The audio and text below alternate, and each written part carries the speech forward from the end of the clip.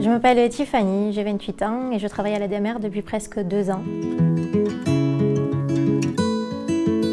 Je me suis engagée dans ce métier parce que j'aime le contact avec les personnes. Les aider pour le ménage, pour leurs tâches quotidiennes, s'il faut les amener faire les courses par exemple, les rendez-vous chez le médecin, ça peut aussi arriver.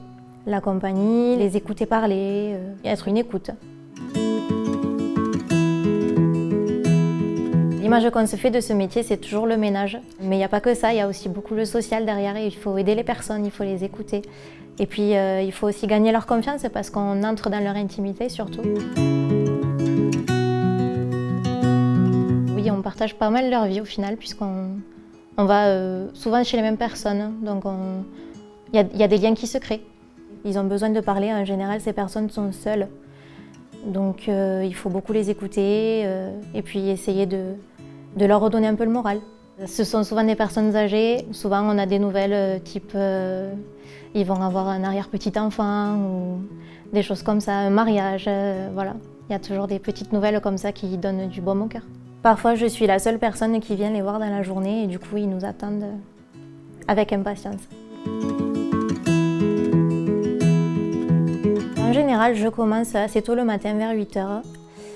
J'ai une pause déjeuner et ensuite je finis vers 18 h le soir. Le nombre d'interventions peut dépendre chaque jour, ça dépend de la durée des interventions, ça dépend de chez qui on va, s'il y a besoin de plus d'aide ou pas. C'est vrai que c'est compliqué des fois de faire la part des choses, mais il faut vraiment garder cette limite entre le professionnel et le personnel.